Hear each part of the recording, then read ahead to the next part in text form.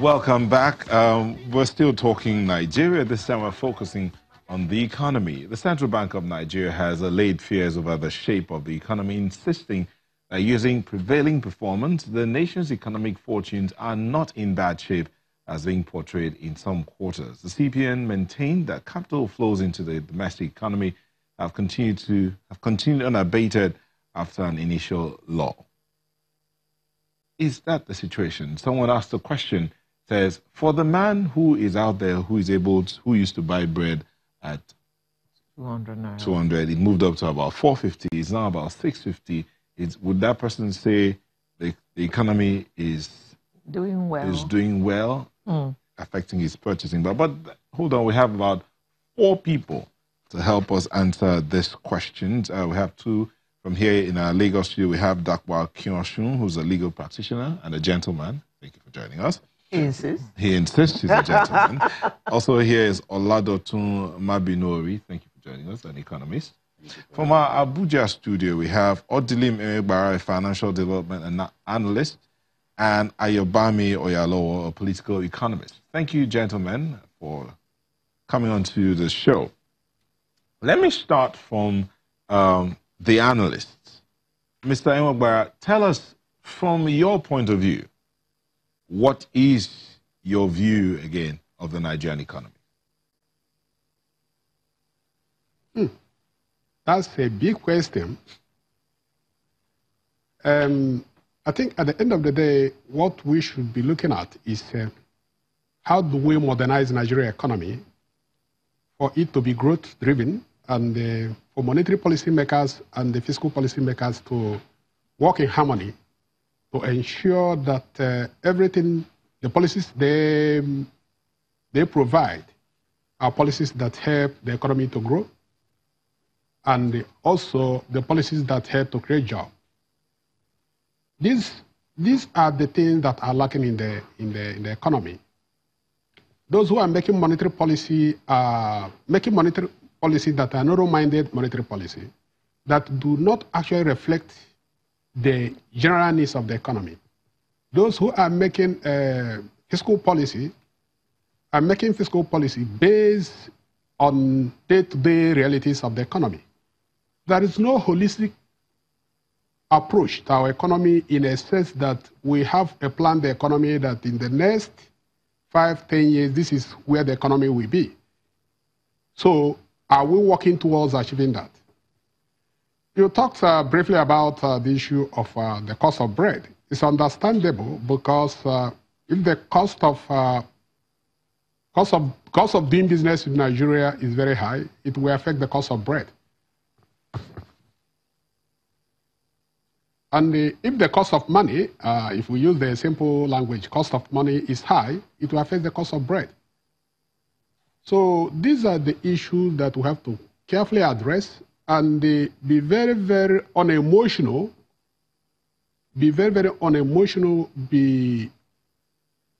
approach them with all the sincerity they require, because at the end of the day, it is about how to make Nigeria a great nation. It's not about how to achieve political goals or individual sentimental goals. Thank you. So for me, thank you, Odilim. Thank you, Odilim. Let me bring it to Lagos for a moment. Mr. Mabinori, the man on the street hears that Nigeria is now the poverty capital of the world, and you want to tell him that the economy is improving. We know that as at the last quarter of last year, the figures for unemployment and underemployment were high. So please convince the ordinary man on the street that our economy is indeed improving. Thank you very much. To me, I would say to say that Nigeria economy is improving is actually fallacious. Let's just face the reality. It's very it's a fallacy. Or let me say someone is out there trying to deceive the masses. These are facts. When I say facts are sacred, these are facts and figure that nobody can deny. Our unemployment rate keeps increasing. What they call empirical analysis. Thank you very much. So this is not even theory. We're not even theory. It's what we can see. Our unemployment rate is currently at 18.8%. That means over 20 million Nigerians are unemployed. That's even those not employed. Then and those that are underemployed, that becomes another problem. That's millions of people again added to that. I always say underemployment. You know, it's one of the greatest economic tool. I mean, there's an economic phenomenon to measure. Because how do you measure unemployment in the first instance? A graduate earning 30,000 naira on a monthly basis, do we consider him employed or unemployed? No. Or underemployed? Do you understand? It becomes a problem. So to an average Nigerian out there, what they want to see is economic development, not even the growth this time around. That is, the growth that we have, are we sustaining it over time? And what impact does it have on me as an individual? Can it put food on my table? So if you're just saying the economy is growing on paper, on this, it becomes a problem. For instance, currently in Nigeria, we're experiencing what they call jobless growth. A situation where the economy is growing, even although the rate is a bit, it's arithmetic, it's not what we are even expecting. But let's say it's growing, but at least it's positive. We are out of recession. We're having positive economic growth, and at the same time we're having increase in unemployment. That becomes a problem because in economics we are expected to have a negative relationship between the two. As economic growth, as the economy is growing, unemployment should be coming down. We call it Okun's law in economics. But in a case where we're having both of them rising simultaneously, it's a serious problem, and we call it jobless growth in economy. So it's a situation where we're saying the economy is growing and people are losing their jobs. So it doesn't make any sense to an average Nigerian out there. So what they want to see is, if I finish university, if I finish my education exercise, will I get a paid job? Not even just a job, a paid job that can meet my needs at the end of the day. That's what they want to see, not paper right now, reports and say we are growing. It doesn't exist. No, we don't need that. And international investors are seeing that. They are seeing that the economy of Nigeria is in comatose. That's why you see HSBC and some other UBS, USB leaving Nigeria. But even though there's statistics that shows that the momentum picked up in 2017 and 18 is being maintained. Yes, you think that's not good? It's not good for as we speak. For instance, our economy grows about 2.1%, and population growth is 3%. So if you do the negative, we are still at negative. So we can only say we are growing only when our economic growth is higher than population growth. Okay, let's talk to the political economist. Ayabami, the situation he's talked about, he's tagged it a jobless growth in the Nigerian economy, where you have the economy is growing, but joblessness is also growing at the same time. He's saying that's not good for the picture we want to put out there.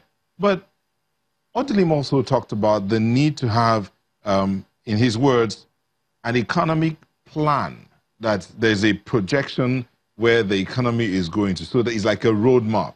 We are at this point 1, 2, 3, 4. So far we've had 1, 2. We're now looking at 3, 4 and all of that. He says that is not clearly put out there. What do you think? I think maybe many of us here have not taken time to look at the ERGP.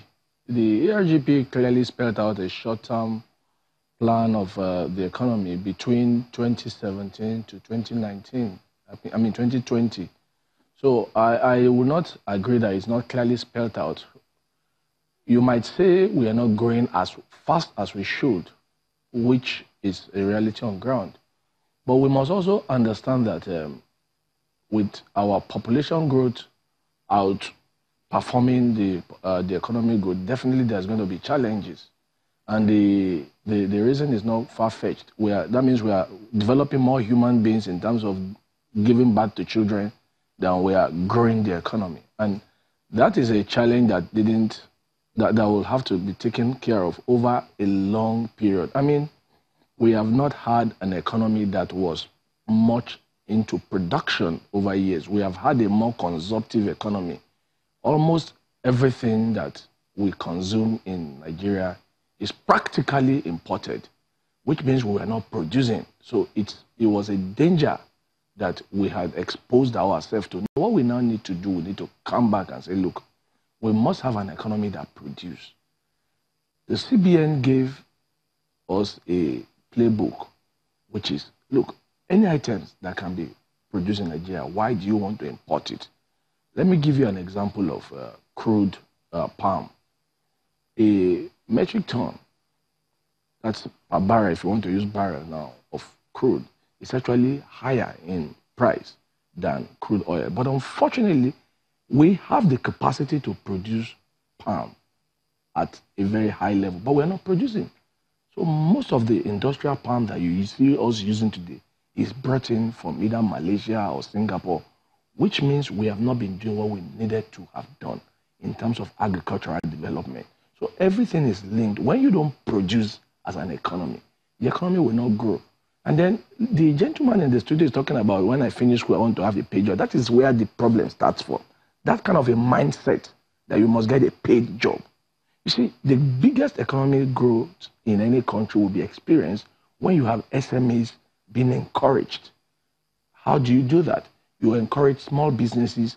People don't have to leave universities and start looking for a job. You went to school, you go and study history. Mr. Yalo, and then if I may come in here, a banker. If you're looking at it from that angle, Mr. Yalo, you'll be talking about the kind of curriculum we have that doesn't exactly have entrepreneurship as part of it. So the people are taught, the schools are being, or the students are being trained to finish school and come out and get a job. That's what the curriculum says. Well, that is where you have to be holistic about everything. And that is what the gentleman here has tried to say about harmonizing everything together. Because if you don't harmonize the curriculum with the economy, you're going to have this disconnect. Because somebody who is leaving school, going to study religious studies, when he finishes in 4 years, is looking for a white-collar job. To do what? To preach in offices? So that is where we need to get it right. Our curriculum has challenges. Our economy has issues. Now you have to be able to marry everything together rather than ASU looking to, let's have a curriculum that actually will speak to development. We are looking at just doing what we've been doing over years. I mean, go to some university, you see the notes that students are being taught. It's the same notes the man used when he was a student in 1970. So there has been no development even in the curriculum. So you now come and then you are looking for jobs. It's not going to work. Thank you, Ayobami. Let's bring the discussion back to the studio in Lagos. But that will be after this short break.